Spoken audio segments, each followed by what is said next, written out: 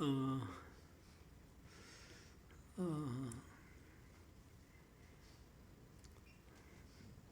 주님께서 13장 58절에 보면 저희의 믿지 않음을 인하여 거기서 많은 능력을 행치 아니하시니라 그 말씀을 하셨어요. 주님께서는 오늘 믿음에 대해서 그렇게 말씀하십니다. 우리가 하나님을 기쁘시게 하고 또 하나님께 나아가게 하는 것이 바로 믿음이죠. 오늘 이렇게 태풍이 지금 많은 비와 찾아오다 보니까 길거리에 차도 많지 않은 것을 보았는데요. 또 하나님께 예배 드리기 위해서 나올 수 있는 그 마음 믿음에서 온 줄 믿습니다. 우리는 믿음의 사람입니까? 아멘. 믿음의 사람이죠. 그래서 세상과 우리를 구분하는 것이 있다면 세상은 하나님을 믿지 않고 우리는 하나님을 믿는 하나님의 백성들이죠. 그래서 하나님을 믿는다.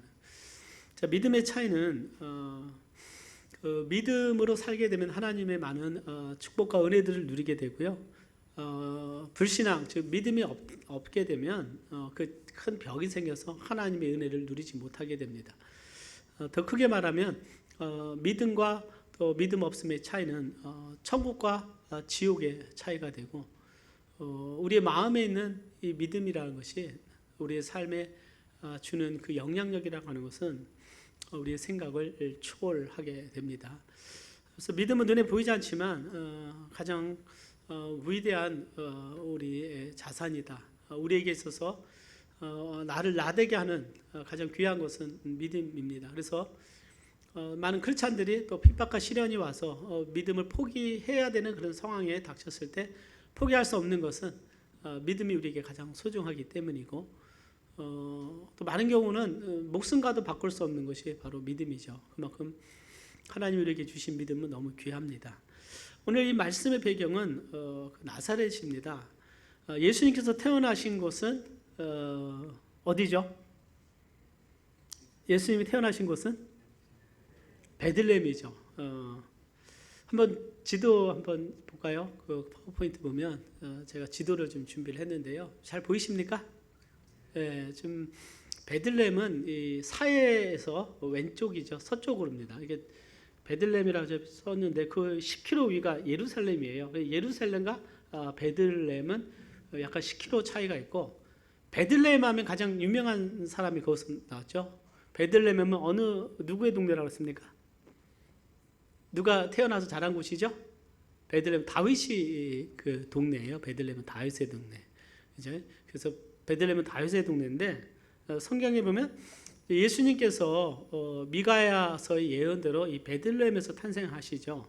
그리고 그 레위기 12장에 보면 그 율법에 의하면 모세의 율법에 의하면 아기를 낳게 되면 그 산모는 정결 기간이 있어야 됩니다. 그래서 7일간의 그 기간이 지나고 나서요 8일째 되는 때에 그 아들을 할례를 하게 돼요. 할례를. 그죠? 그래서 8일 만에 할례를 받게 되고 그리고 남자아이 같은 건 33일 동안 또 정결케 하는 그 기간을 갖게 됩니다. 그래서 약 한 40일 정도 정결 의식이 되게 되면 그 다음에 이 부정한 것에서 정결케 하기 위해서 하나님의 성전에 가서 제사를 드렸어요. 번제와 속죄제를 드렸습니다. 그래서 번제를 위해서는 어린 양을 하나님께 드렸고 또 속죄제에 위해서 비둘기를 하나님께 드려서 정결케 했어요. 자, 그런데 가난한 사람들, 즉 경제적인 여유가 없는 사람은 이 양 한 마리가 굉장히 비싸잖아요. 그래서 비둘기에서 좀 이렇게 흔했던 것이 뭐냐면 비둘기예요. 비둘기. 그러니까 비둘기 한 쌍을 가져갈 수 있었습니다. 근데 성경에 보면 요셉과 마리아가 성전에 갈 때 비둘기 한 쌍을 가지고 왔어요. 그러니까 그 의미는 요셉과 그 마리아가 좀 경제적으로 굉장히 어려운 상황 가정이었다는 것을 보여주는 것입니다. 어려운 가정에 낳고 심지어는 예수님도 마구간에서 태어나셨잖아요. 어린 구유에 태어나셨습니다.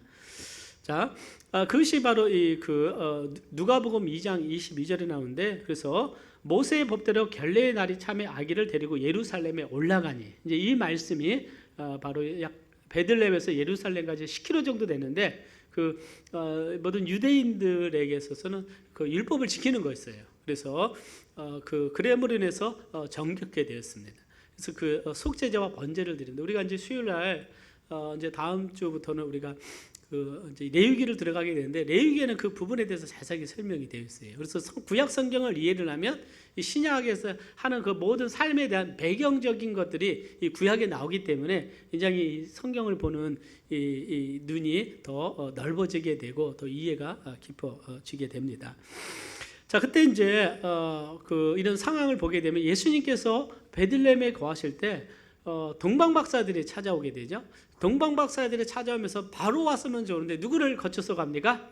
헤로드 왕에게 찾아가서 헤로드 왕에게 유대인으로 나시는 왕이 누구냐, 어디 있느냐라고 묻게 되면서 그것을 계기로 해서 헤로데 왕이 누구를 죽이려고 해요? 바로 예수님을 죽이려고 합니다. 그래서 주의 사자를 보내서 하나님께서 이 예수님을 어디로 이주시키십니까? 한번 지도를 볼까요? 그 파워포인트를 보면 저 애굽으로 가게 됩니다. 애굽으로. 그래서 예수님께서 애굽에 가시게 돼요. 애굽에. 근데 예수님 애굽에 가셨던지 알고 계십니까? 네, 그래서 애굽으로 가게 되고, 그래서 헤롯대 왕이 죽고 난 후에 다시 주의 사자가 인도해서 예수님을 다시 유대 땅으로 가게 되는데, 어디로 가게 되냐면 다시 베들레헴으로 가는 것이 아니라 나사렛으로 가게 돼요. 그래서 예수님이 나사렛에서 예수님이 자라갑니다. 그 예수님의 요셉과 마리아가 사는 동네가 바로 그 나사렛이었어요. 그런데 나사렛 보이시죠? 그러니까 나사렛 위치가 어디냐면 갈릴리 바다가 호수가 있는 곳에서 약 서쪽으로 약 한 20km 정도 떨어졌을까요? 그 거리입니다. 그러니까 가버나움하고 어디입니까? 나사렛하고는 뭐 가까운 지역, 같은 갈릴리 지역이에요. 이 나사렛을 보면 그 다음 사진 보게 되면 이 나사렛이라고 하는 동네입니다. 산 위의 동네예요. 저희들이 갈 때 보니까 나사렛을 보면 이 산 위에 있습니다. 산 위에 있고요. 예수님을 절벽으로 떨어뜨리려고 했던 곳이 바로 이 나사렛이라는 동네인데 아주 작은 동네였어요. 그러니까 이 이스라엘에서는 고등시 성전 중심으로 예루살렘 중심이었는데, 나사렛 사람 예수라고 했을 때는 그 이미지 자체부터가 먼저 예수님이 어떻게 나사렛에서 선한 것이 날 수 있겠느냐, 어떤 그곳은 뭐 성경적으로 구약의 그 나사렛이라고 하는 동네가 한 번도 언급된 적이 없어요. 그러니까 아주 작은 동네였고 좀 소외된 동네였습니다. 소외된 동네. 아주 뭐 인구가 많지 않은 곳이었고요. 그 다음 사진을 보면 이제 예수님께서 나사렛에서 이제 공생의 사역을 시작을 하면서 예수님께서 그 회당에 들어가셔서 말씀을 전하면서 이사야서 61장을 통해서 그 말씀을 선포합니다. 주의 영이 내게 임하셨으니 내가 가난한 자에게 아름다운 소식을 전하게 하심이라. 이것은 메시아에 대한 사역이에요. 메시아에 대한 말씀인데 이 메시아가 성취가 되었다 오늘. 즉 내가 메시아다라는 말씀을 예수님께서 나타내셨어요. 그랬더니 예수님께서 나사렛 사람들이 예수님을 죽이려고 했어요. 자, 여기 이 사진이 뭐냐면 이스라엘 평지입니다. 즉 이 나사렛에서 보면 저 멀리 다볼산이 보이고요. 그 이스라엘의 평야가 많지 않은데 아주 이스라엘의 가장 큰 곡창지대예요. 이스라엘 평지. 그러니까 저 건너편에 보면 무기또 아마겟돈이 있어요. 그러니까 나중에 마지막 전쟁이 일어날 것이 바로 이 지역이기도 한 것입니다. 마지막 아마겟돈 전쟁이 들어보셨을 거예요. 그 지역이 일어나는 지역이 바로 이 무기또 이스라엘 평지예요. 그러니까 이 평지를 지나서 대상들이 이 애굽으로 가는 길목이기도 합니다. 그래서 요셉을 팔던 그 미디안 사람들 갈 때도 저 길을 건너서 그 다음에 애굽으로 가게 된 거예요. 그래서 나사렛에서 보면 저 큰 평지가 펼쳐져 있고 그 다음 보게 되면 여러분들 보시면 이제 예수님을 절벽에서 떨어뜨리려고 했어요. 그러니까 예수님이 내가 메시아다라고 하니까 그 나사렛 사람들이 예수님을 끌고 가서 이 절벽에서 떨어뜨려 죽이려고 한 거예요. 그 위에 나무 한 그릇이 있습니다. 그 다음에 그래서 저기가 나사렛에서 절벽으로 떨어뜨리려고 했던 것이에요. 그래서 예수님이 이곳을 떠나셔서 어떻게 합니까? 사람들을 이제 피해서 예수님이 가시죠. 그 다음에 그 다음 가신 곳이 갈릴리 가버나움에 가셔서 거기에 정하셔서 그곳에서 예수님이 사역을 하신 거예요. 가버나움. 그래서 예수님의 홈타운을 가버나움이라고도 하고 있습니다. 그런데 예수님께서 1년이 지나고 나서 다시 이 나사렛으로 오셨어요.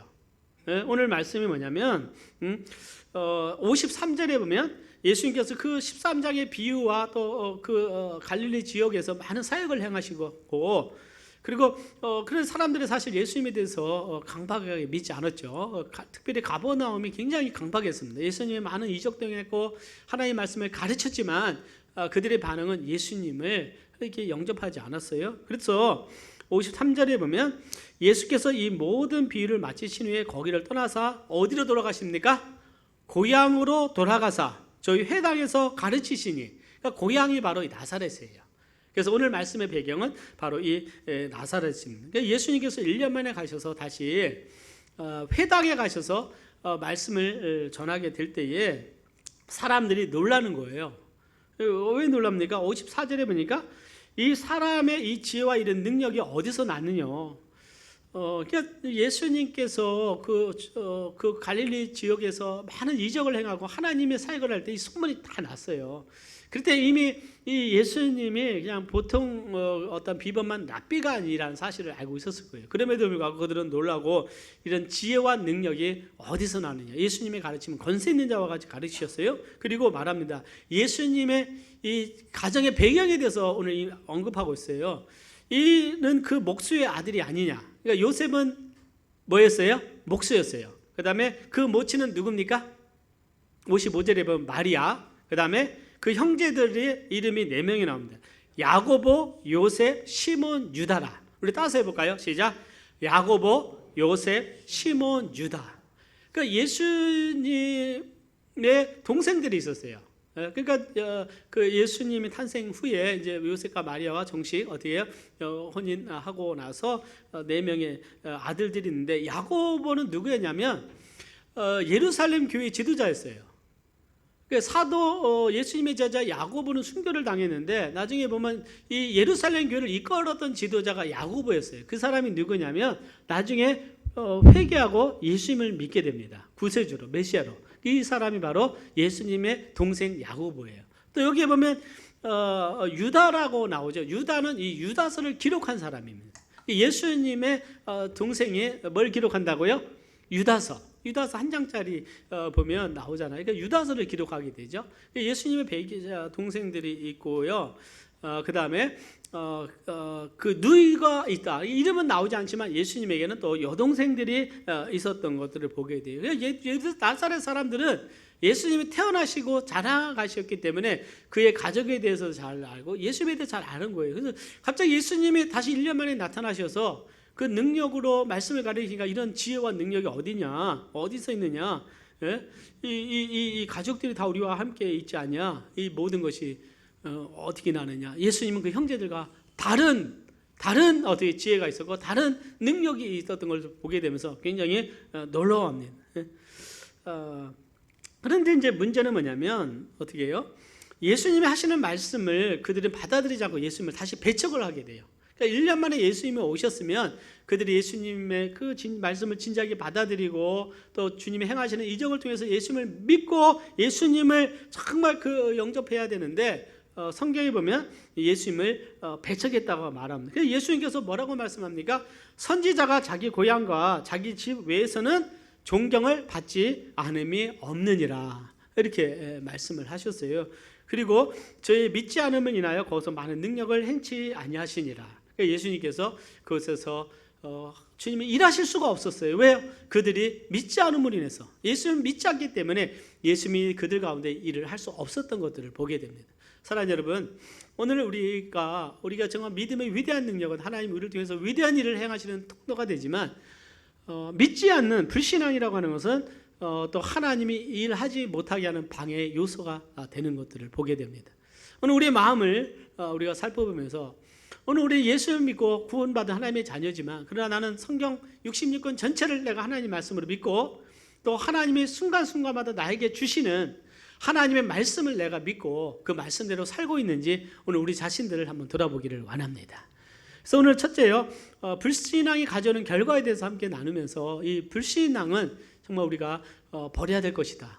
불신앙은 이것은 나사렛 사람에게 속한 것이고 이거 우리에게 속한 것이 아니. 그럼에도 불구하고 우리도 믿음 없이 살아갈 때가 얼마나 많은가 한번 우리 자신들을 깊이 한번 생각해 보기를 원합니다. 첫째, 불신앙은 하나님의 말씀을 배척합니다.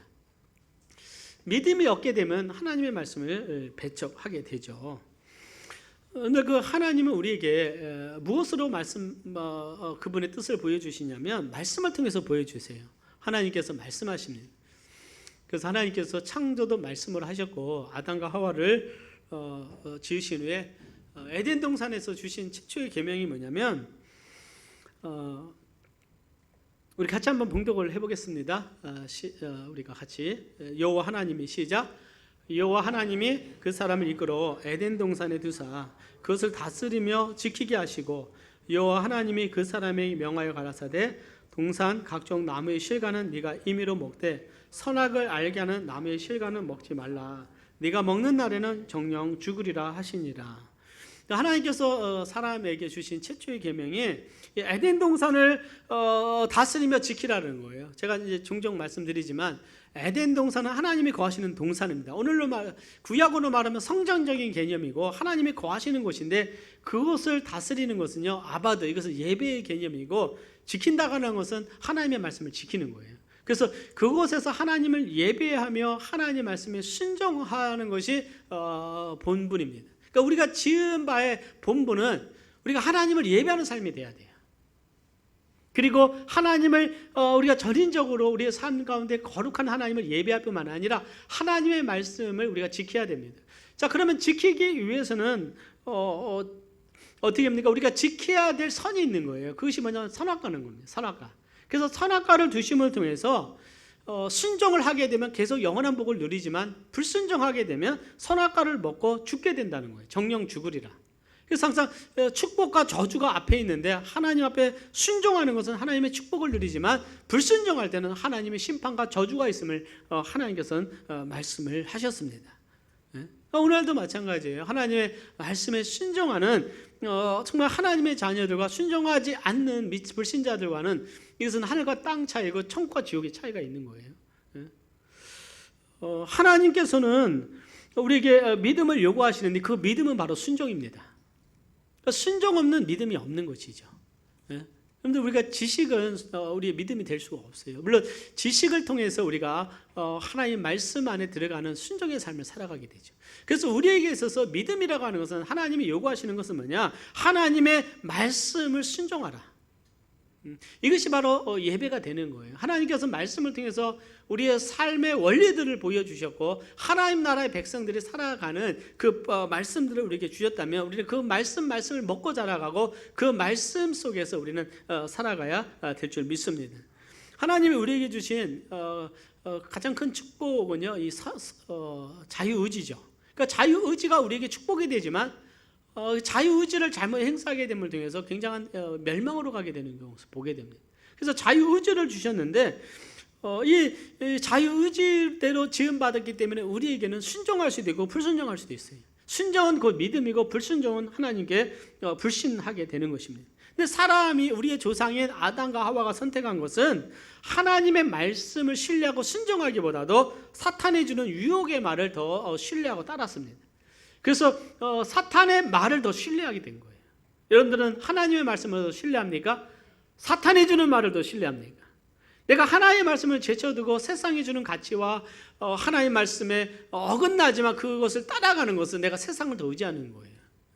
그렇기 때문에 오늘 우리는 정말 하나님을 향한 믿음으로 살아가기를 원합니다.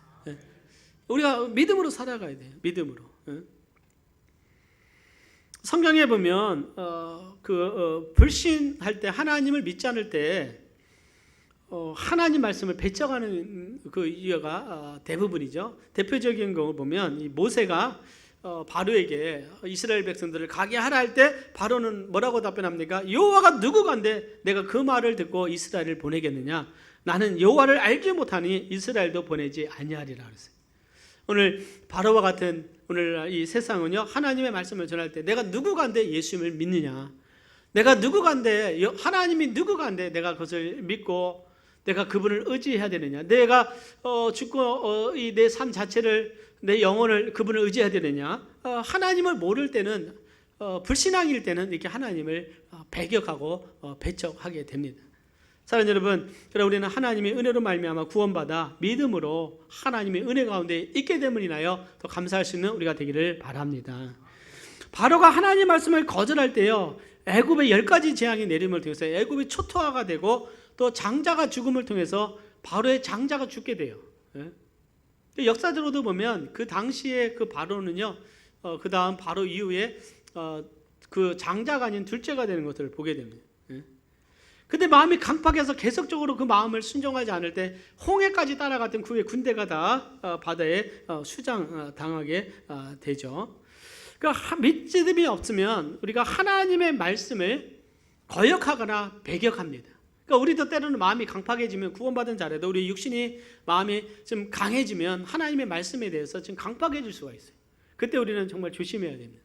성경은 우리의 마음을 강팍해 하지 말라고 그랬어요. 하나님의 음성을 들을 때 마음을 강팍해 하지 말라. 사랑하는 여러분, 우리는 하나님의 말씀을 듣고 하나님의 말씀대로 살아가는 것이 바로 믿음이라는 사실을 우리는 깊이 깨닫기를 바랍니다. 그래서 오직 나의 의는 믿음으로 살리라. 우리가 믿음으로 살아야 되는 거예요. 하나님께서 이스라엘 백성들에게 이 광야에서 정말 방황하던 그들에게 너희 말이 내게 들린 대로 내가 너에게 행할 것이다 그랬어요. 그래서 그들의 불신앙은 그들을 광야에서 죽게 만들었어요. 그러나 하나님께 순종한 갈렙과 여호수아는 약속의 땅으로 들어간 것을 우리가 보게 됩니다. 사랑하는 여러분, 정말 이스라엘이 불순종할 때, 그것은 믿음이 없을 때 하나님 말씀을 거역하고 결국 하나님의 축복을 잃어버리게 됩니다. 오늘 하나님이 우리에게 주신 그 은혜의 말씀을 우리는 귀하게 여길 수 있는 우리가 되기를 바랍니다. 갈릴리 지역에서 예수님께서 말씀을 전했을 때 그들의 반응은 길가나 돌밭에 뿌려진 씨앗과 같았어요. 강팍했습니다. 나사렛에서도 그랬다는 거예요. 그때 예수님께서 뭐라고 말씀하셨습니까? 가버나움아, 네가 하늘에까지 높아지겠느냐? 음부에까지 낮아지리라 그랬어요. 그러니까 그들이 하나님 말씀에 거역하는 것은 굉장히 하나님 앞에 높아진 마음입니다. 그럴 때 너희들은 음부에까지, 지옥에까지 떨어질 것이라고 주님께서 그들의 말씀을 하셨고, 그 말씀대로 그 가버나움에서 예수님을 대적했던 사람들은 지금 영원한 지옥에서 그 고통당하고 있는 거예요. 믿음과 불신의 차이는 이와 같이 굉장히 큰 차이가 있는 것을 보게 됩니다. 오늘 우리는 가버나움의 사람이나 나사렛 사람처럼 주의 말씀을 우리가 배척하거나 거부하는 자가 아니라 그 말씀을 사랑하고 그 말씀을 우리는 따라갈 수 있는 우리가 되기를 바랍니다.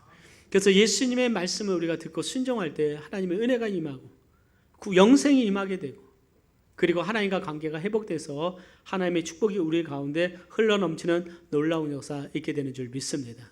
나사렛 사람들이 예수님의 배척함을 통해서 주님의 주실 영생을 잃어버려요. 수가성의 여인은 그는 예수님을 만나고 주의 음성을 듣고 주님을 믿음을 통해서 영생을 얻게 됩니다. 영원히 목마르지 않는 영생을 얻었지만 나사렛 사람들은 영생을 얻지는 못하고 오히려 그들은 그 하나 주님이 주시는 그 축복을 잃어버리게 된 것들을 보게 돼요. 오늘 우리는 말씀을 듣고 말씀 가운데 살아가지만 그는 항상 우리의 마음이 주님을 향해서 열려 있는가 한번 우리 자신을 돌아보기를 바랍니다. 내 마음이 하나님을 향해서 열려 있어 하나님의 말씀이 내 안에 은혜의 담비로 흘러서 그것이 열매 맺고 하나님의 축복을 누릴 수 있는 오늘 저와 여러분 되시기를 바랍니다. 두 번째, 불신앙은 영적으로 어둡게 하는 것이죠. 불신앙은 영적으로 어둡게 합니다. 하나님의 말씀을 믿지 않는 것이 바로 불신앙입니다. 그럴 때는 영적으로 어두워지게 돼요. 영적으로 소경된 자는 빛을 보지 못합니다. 그래서 넘어지게 되고 방황하게 되고 갈 바를 알지 못합니다. 사랑하는 여러분, 정말 불신앙은 영적으로 어둡게 한다는 사실을 여러분들 기억하시기를 바랍니다. 나사렛 사람들은요, 하나님의 아들이 자라신 동네예요. 예수님이 죄 없는 삶을 사셨어요. 요셉과 마리아의 족보가 이 아브라함과 다윗의 혈통임을 그들은 알았습니다. 그래서 그들이 더 성경을 연구하고 성경에서 하나님의 말씀을 통해서 약속하신 분이 바로 이 예수가 메시아라는 사실을 깨달았다면 이 나사렛에 굉장히 부흥이 일어났을 것입니다. 부흥이 일어났을 거예요. 그러나 그들은 자신들의 편견을 통해서 그들의 믿음 없음을 통해서 영적으로 어둡게 됩니다. 그들은 겉으로는 예수님이 전하는 말씀이 이런 능력과 지혜가 어디서 났느냐? 라고 질문을 던져요. 그러면 그들은 이 지혜와 능력이 어디서 났을까? 한 단계 더 접근해서 예수님을 만나야 됩니다. 누구와 같이요? 니고데모와 같이. 니고데모는 예수님을 찾아갔어요. 당신같이 하늘로부터 오신 분이 아니라고 한다면 이런 일을 행할 수 없습니다. 그래서 예수님과 대화해요. 찾는 자에게 주님께서 요한복음 3장 16절에 위대한 말씀을 주셔요.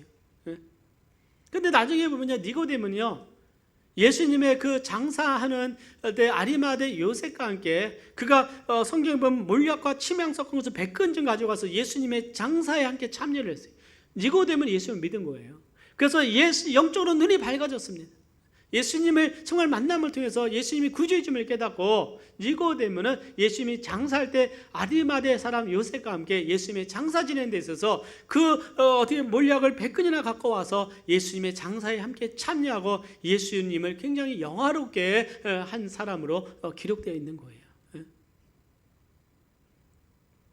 주님께서 성경에서 영생을 얻는 줄 생각하고 성경을 상고하거니와 이 성경이 곧 내게 대하여 증거하는 것이로다. 너희가 성생을 얻게 하여 내게 오기를 원하지 아니하노도다. 영생을 너든 성경을 그 영생을 얻기 위해서 성경을 상고하는데 이 구약의 그 말씀의 실체이신 예수님이 오셨기 때문에 예수님을 통해서 영생을 얻어야 되는데 나에게는 오지 않는다. 구약의 모든 율법과 그 모든 것이 증거하는 것이 예수 그리스도인 거예요. 그 실체가 오셨습니다.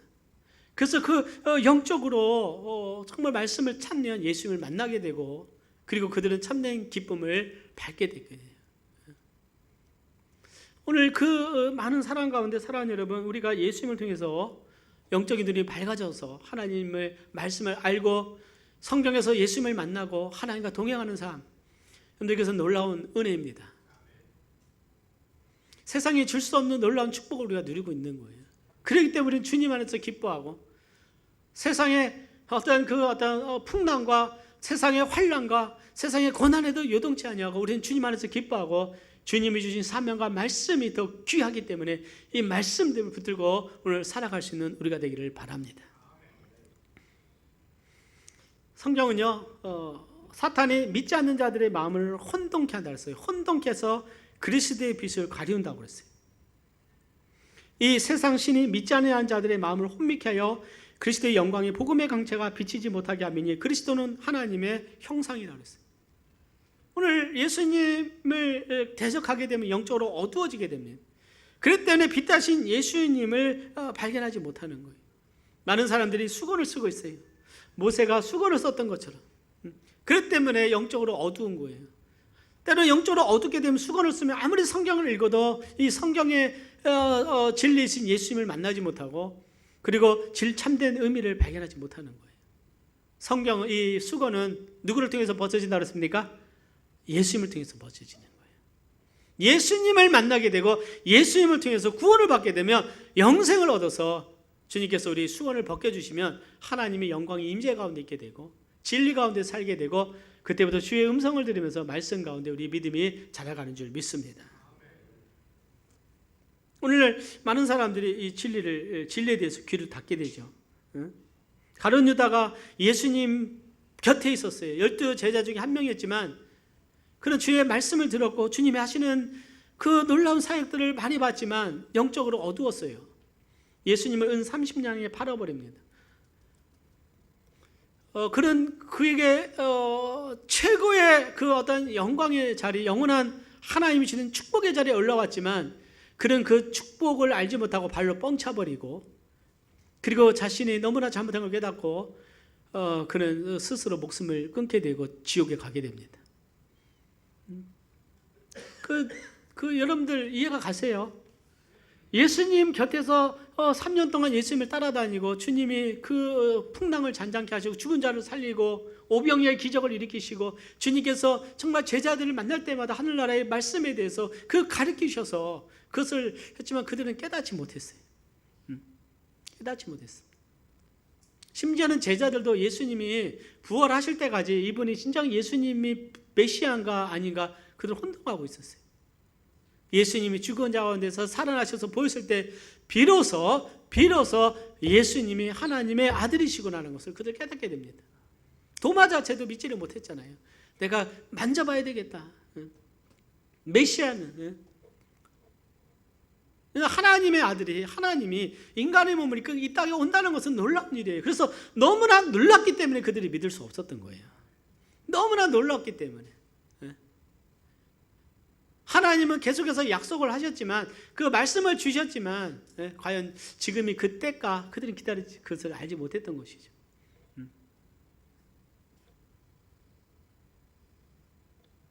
영적으로 어두워지게 되면 여리고성에서 하나님께서 위대한 승리를 이루셔서 정말 여리고성이 무너지고 이스라엘 백성들이 가나안 땅을 정복하는 첫 번째 전쟁에서 놀랍게 하나님의 은혜를 경험하고 부흥이 경험되는데, 아가는 그 가운데 의복을 훔치고 금을 보화를 훔쳐서 땅속에 감추는 죄를 범하게 되죠.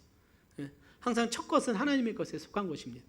하나님이 모든 것은 하나님의 것이니 아무도 건들지 말라고 그랬어요. 그러나 마치 전리품인 것처럼 자기가 취하게 될 때 아간의 죄를 내서 그 죽임을 당하게 됩니다. 하나님 말씀을 거역하게 되면 이와 같이 어리석은 자가 되는 거예요. 어리석은 자가 됩니다. 게하시가 하나님 말씀에 불순종해서 나만 장군을 속였을 때 그 문둥병이 되게 되잖아요. 하나님은 말씀하시는데, 하나님이 말씀하실 때 우리는 그 말씀에 귀를 기울여야 될 줄 믿습니다. 그 말씀이 우리의 삶에 어떠한 하나님의 우리의 삶을 인도하실지, 우리에게 어떤 복으로 다가올 줄 알지 못하는 것, 내가 순종할 때 하나님께서 어떻게 우리의 삶을 인도할지 알지 못하는 것입니다. 그러나 내가 한 번에 불순종할 때 그 불순종의 죄가 내 삶을 얼마만큼 나락으로 떨어뜨릴지 우리는 알지 못하는 것이죠. 우리 온전한 반석은 오직 예수 그리스도요 하나님의 말씀입니다. 하나님의 말씀이에요. 그래서 우리는 사랑하는 여러분, 우리가 분주하게 살아가다가도 여러분들 시간을 내서 하나님 말씀 묵상하고 주님과 동행하면서 내 자신을 돌아볼 수 있는 시간 되시기를 바랍니다. 오늘 하루를 내가 믿음으로 살았는가? 오늘 나는 정결했는가? 부정했는가? 내가 하나님 앞에 최선을 다했는가? 내가 하나님 앞에 최선을 다해서 내가 믿음의 삶을 살고, 최선을 다해서 하나님 뜻대로 살기 위해서 내가 정말 믿음의 항해를 하고 있는가? 오늘 우리 자신을 한번 돌아보기를 바랍니다. 그래서 우리는 하나님 말씀을 통해서, 말씀을 듣고 깨달음을 통해서 영적인 눈이 맑아지기를 바랍니다. 영적인 눈이 밝아져야 돼요. 나를 영적으로 밝게 하는 것은 하나님의 살아있는 말씀이 우리를 깨우게 되고, 우리의 마음에 그 빛을 비춰서 우리가 이 세상을 분별하고 영적으로 분별해서 우리가 진리대로 살게 하는 능력이 되게 하는 것입니다. 세 번째요, 불신앙은 하나님의 능력을 제한합니다. 불신앙은 하나님의 능력을 제한하죠.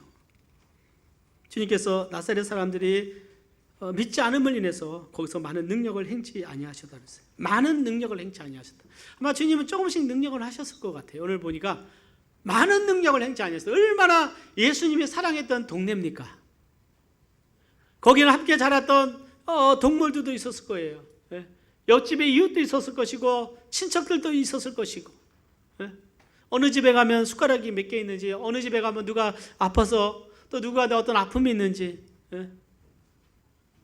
정말 주님이 그곳에서 그 큰 일을 하실 수 있는 거예요.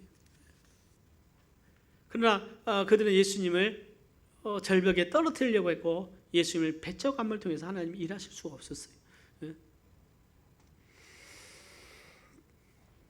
하나님이 우리 가운데 정말 큰 일을 행하시기를 원하십니다. 우리 교회를 통해서 하나님이 큰 일을 행하시기를 원하십니다. 하나님은요, 온전히 하나님께 전심으로 하나님께 향하는 자를 하나님이 능력을 베풀기 위해서 찾으신다고 그랬어요. 역대하 16장의 9절에 보면 하나님께서 온 땅을 두루 관찰하사 전심으로 자기를 향하는 자에게 능력을 베푸신다고 말씀하고 있었어요. 하나님은 온 땅을 찾아다니면서 믿음의 사람을 찾으시는 것입니다. 믿음의 사람을 찾으시는 거예요. 왜요? 믿음은 하나님이 일하시는 씨앗이기 때문에 그렇습니다. 믿음의 씨앗이 밭에 떨어지면요, 큰 나무가 되어 열매를 맺습니다. 놀랍지 않습니까? 그 열매를 맺어서 우리는 그 열매의 추수에서 축복을 누리죠. 그래서 추수가 있다는 것이 굉장히 귀합니다. 믿음은 씨앗과 같아서 겨자씨 같은데요. 이것이 싹이 나서 자라면 하나님이 크게 일하시고 믿음이 자라가면요, 큰 어떻게 믿음의 사람이 되는 거예요. 그럼 하나님의 믿음의 사람을 통해서 하나님이 큰 일을 행하시는 것입니다. 우리 교회도 우리 모두가 믿음에서 자라가고 믿음 안에서 큰 하나님의 뜻을 붙들고 나갈 때 하나님이 이 교회를 통해서 하나님이 일하시는 거예요. 우리가 믿음이 없으면 하나님이 일하실 수가 없는 것입니다.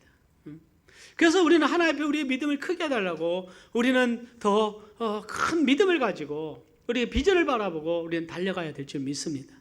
그래서 하나님이 우리를 통해서 일하시기를 원하시는 거예요. 때로는 우리가 갈등합니다. 나의 연약함, 나의 부족함, 우리의 한계들 보면서 우리가 뭘 할 수 있을까? 그러나 우리가 믿음을 가지고 도전하면 하나님이 일하시는 거예요. 한 걸음 한 걸음 믿음으로 우리가 달려가기를 원합니다. 사울 왕은 하나님을 신뢰하지 못합니다. 안말렉을 진멸하려고 하는데도요, 거기에 탐욕이 생겨서 진멸하지 않아요. 골리앗이 이스라엘의 군대를 모욕하지만 골리앗이 두려워서 그는 아무 일도 하지 않고 오히려 조롱을 당합니다. 위기 때가 찾아오니까 이 사울 왕이 하나님을 의지하지 않고 엔돌에 있는 무당을 찾아가는 거예요. 무당에게 찾아가서 답을 얻으려고 합니다. 그거는 영적으로 어두웠고 하나님을 신뢰하지 않기 때문에, 믿음이 없기 때문에 하나님이 그 안에서 역사가 되어지지 않았던 거예요. 우리가 하나님 앞에 믿음을 잃어버리면 하나님은 우리 안에서 일하시지 않습니다. 때는 우리가 겉으로는 우리가 하나님의 자녀라고 하지만, 그러나 내 마음속에 하나님을 향한 믿음의 씨앗이 자라서 정말 하나님이 일하시는 믿음의 사람인가 한번 돌아보시기를 바랍니다. 그러나 마음속에는 사울과 같은 마음이 있어서 하나님께 의지하지 않고 세상을 의지하는 거예요. 하나님이 이 사울 왕이여 엔돌 무당을 찾아감으로 해서 그의 자녀들과 그 가문이 다 멸종하게 됩니다. 그 다음날 전쟁에서 다 죽게 되고 다 멸절하게 되는 거. 하나님의 이 심판이 무섭게 찾아오게 되죠. 그들에게 있어서 이 구약의 율법은요, 이스라엘 백성과 하나님과 언약이었어요. 계약입니다. 언약이에요. 불순종하면 즉각적인 하나님의 심판이 찾아와요. 지금은 하나님의 은혜의 시대이기 때문에 하나님의 즉각적인 어떤 우리에게 진노나 어떤 것이 금방 찾아오지 않게 보이지만, 그러나 사랑하는 여러분, 우리 은혜 시대는 지금은 하나님께 감사함으로, 하나님의 자녀이기 때문에 우리의 믿음을 하나님은 기다리시고 우리에게 은혜를 베푸시고, 우리는 이제 율법 아래 있지 않고 은혜 아래 있는 줄 믿으십니다. 아멘.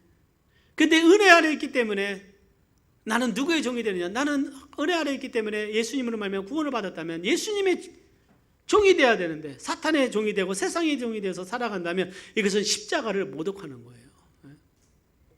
오늘 우리는 주님의 은혜 가운데 하나님이 일하시는 믿음의 사람이 되기를 바랍니다. 하나님 지금도 놀라운 역사를 일으키세요. 다윗은 하나님 앞에 믿음을 가진 사람인 걸 너무나 잘 알고 있습니다. 골리앗이 하나님의 군대를 모독하니까 그는 물맷돌 5개를 가지고 그냥 나가는, 너무 급하게 나가니까 그는 물맷돌 5개를 가지고 이 골리앗 장군에게 2m가 넘는 장군에게 나갈 때 그의 마음은 뭐예요? 전적으로 하나님만을 의지하는 믿음이었어요. 전쟁은 하나님께 속했다는 거예요. 그래서 이 돌 가지고 나가서 그가 하나님께 나갈 때 그는 골리앗을 무너뜨리게 됩니다. 나는 네가 모욕하는 이스라엘 군대에 하나님의 이름으로 내게 가누라. 사랑하는 여러분, 세상이 우리의 믿음을 무너뜨리려고 하고 우리에게 압박을 가하고 우리를 도전할 때 우리는 만군의 여호와 이름으로 선포하며 나가시기를 바랍니다. 우리가 세상에 굴복하면 안 되는 거예요. 세상은 우리를 여러 모양으로 굴복시키려고 합니다. 그런데 사탄은 우리에게 굴복시켜줘요. 그래서 달콤한 어떤 세상의 쾌락으로, 세상의 물질로 어떤 세상을 가지고 우리가 무릎 꿇게 만들고 우리가 바알을 숭배하게 하는 거예요. 세상의 풍요의 신이 바알신, 그 바알 신전에는 온갖 음란하고 그 더러운 죄들이 성행했는데요, 그 바알에게 무릎 꿇게 되면 세상의 더러운 곳에 참여하게 되는 거예요. 그러나 우리는 바알에게 무릎 꿇지 않고 하나님만을 섬기는 거룩한 백성으로 살아가기를 원합니다. 하나님을 신뢰하는 거예요. 내가 사나 죽으나 오직 주의 것이로다. 사도 바울의 고백이 우리의 고백이 될 때 우리의 믿음이 역사되어지기 시작하는 거예요. 나의 믿음에 대해서 나의 대상은 누구냐? 우리는 사람에게 보여주기 위한 믿음이 아닙니다. 우리의 믿음을 보시는 분은 하나님이신 줄 믿습니다. 풍랑이 오나 어려움이 찾아오나 때로는 삶의 역경이 찾아와도 흔들리지 않는 것은 내가 하나님을 붙들기 때문이죠. 우리가 믿음으로 살아가고 믿음으로 가다가 넘어지는 이유가 있어요. 때로는 믿음에서 넘어집니다. 넘어진 적 있어요? 믿음에서 넘어져서 일어나지 못하는 경우도 있을 수 있어요. 그 이유는 뭐냐? 하나님을 의지하다가 갑자기 환경을 의지하는 마음의 자세가 달라진 거예요. 제자들이 갈릴리 바다에서 예수님이 걸어오는 걸 보니까 뭐라 그럽니까? 유령이다. 유령. 갑자기 밤에 막 누가 걸어오는 거 얼마나 무서웠겠어요. 예? 제자들이라도 이거 예수님의 유령이구나 막 놀라는 거예요. 그때 과감한 또 베드로가 주여 나를 명하사 물 위로 걷게 하소서. 이 제주도가 아니라 베드로의 발상인 거예요. 누가 그렇게 생각했겠어요? 주님 빨리 오세요라고 하지 않고 주님 저도 한번 걸어봅시다. 이 베드로예요. 베드로 대단하지 않습니까? 저도 한번 걸어봅시다. 예? 그래 걸어와. 예수님이 말씀해. 그래 베드로가 쫙 걷는. 야 얼마나 좋아요. 이 바다를 걷는 느낌. 예? 베드로가 그동안 업으니까 수영은 많이 했겠지만 우리는 걸어보지 못했지만 믿음에 섰을 때 새로운 차원의 삶을 그런 경험하게 돼요.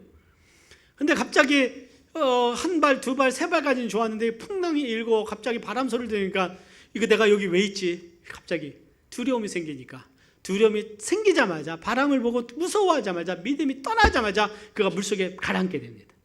주여 나를 건져주소서. 예수님이 가서 그를 건져줘요. 자, 믿음으로 갈 때는 그가 든든했습니다. 그러니까 무리 속에서도 그는 믿음의 선거예요. 믿음에 그가 의지했던 것은 믿음이었습니다. 물이 아니었어요. 그런 물 위에 섰는데 믿음에 섰을 때는 그가 물 위에서도 든든히 설 수 있었지만 갑자기 믿음이 아닌 그가 환경을 바라볼 때 그는 갑자기 어떻게 물속에 빠져들어가는 거예요. 그러니까 어제 믿음에 섰다가 오늘 믿음 잃어버리면 나는 세상에 빠져들어갈 수가 있고 두려움 속에 빠질 수 있어요. 주여 나를 불쌍히 여기소서. 나만 장군이 엘리사 선지자의 말을 듣고 순종할 때 7번 불에 잠글 때 문둥병이 치유받습니다. 우리 삶에는요 믿음의 또 기적을 일어나게 되죠. 주님께서 말씀하십니다. 믿음이 적은 자여 왜 의심하였느냐. 의심 영어로 doubt 의심입니다. 왜 의심하였느냐. 하나님이 가장 하나님이 정말 불쾌해하시는 건 뭐냐. 의심하는 거예요. 그래서 우리는 여러분들 하나님 앞에 하나님의 말씀을 의심하지 마시기를 바랍니다. 이 세상은요 너무나 어떻게 해요? 거짓된 것이 많아요. 이 세상은 우리가 믿을 수 없어요. 우리가 정치인들을 믿습니까? 우리가 세상에 어떤 그 주는 것을 믿을 수가 있어요. 어느 것도 우리가 믿을 수 없어요, 여러분들. 우리는 내 자신도 믿을 수 없잖아요. 하나님만을 믿고 달려가시기를 바랍니다. 우리가 믿음으로 살 때 어떤 변화가 일어날까요? 엔게디 광야에서 다윗이 그 고난의 훈련을 받을 때 다윗을 알고 믿음의 순결을 지키게 하고 그가 위대한 하나님이 일하실 수 있는 그릇으로 준비되는 과정 속에 있는 것을 보게 돼요. 우리는 그 어려움 속에서 우리의 믿음이 흔들리기도 하고 또 가장 영광의 자리에 왔을 때도 솔로몬처럼 믿음이 흔들리기도 합니다. 어떤 상황이 있든지 나는 우리의 삶에 어떤 상황이 있든지 아브라함이 하나님 말씀을 보고 순례길을 걸어갔듯이 하나님 바라보면서 믿음의 길을 걸어간다면 하나님은 우리를 예비하신 놀라운 축복들을 우리에게 주실 줄 믿습니다. 지금 내가 불순종하고 있음으로 인해서 하나님이 나를 위한 하나님의 축복이 하늘에는 있지만 땅까지 내려오지 않는 경우가 있을 수 있어요. 우리 몰라요. 중요한 것은 정말 하루하루가 너무 귀하다는 것입니다. 여러분들 우리 인생이 하나님 앞에서 너무 귀한 인생을 살아가고 있어요. 시간은 너무나 빨리 흘러가고 있습니다. 내가 인생의 목적을 잃어버리고 믿음을 잃어버리면 이 삶 자체가 무의의 맺음을 통해서 우리는 그냥 마음을 놓게 되면 그냥 조류에 따라 흘러가는 배와 같이 인생의 의미를 잃어버리는 거예요. 내 인생의 의미를 주는 것이 무엇이냐. 여러분들 하나님의 말씀이요 예수님께서 인생의 의미를 줌을 믿으시기를 바라고 주님을 배워가시기를 바랍니다. 말씀 안에서 믿음을 자라가고 말씀 안에서 우리가 사명자가 되고 항상 우리는 하나님 앞에 우리의 연약함, 우리의 죄를 자백하고 회개하고 우리의 연약함을 우리가 한탄하면서 말씀대로 살지 못한 우리 자신들을 부끄러워하면서 하나님의 영광 앞에 우리 자신을 더 겸손히 내려놓고 주님 의지할 수 있는 우리가 되기를 바랍니다. 주의 은혜가 함께 하실 줄 믿습니다. 잠시 우리 기도하겠습니다.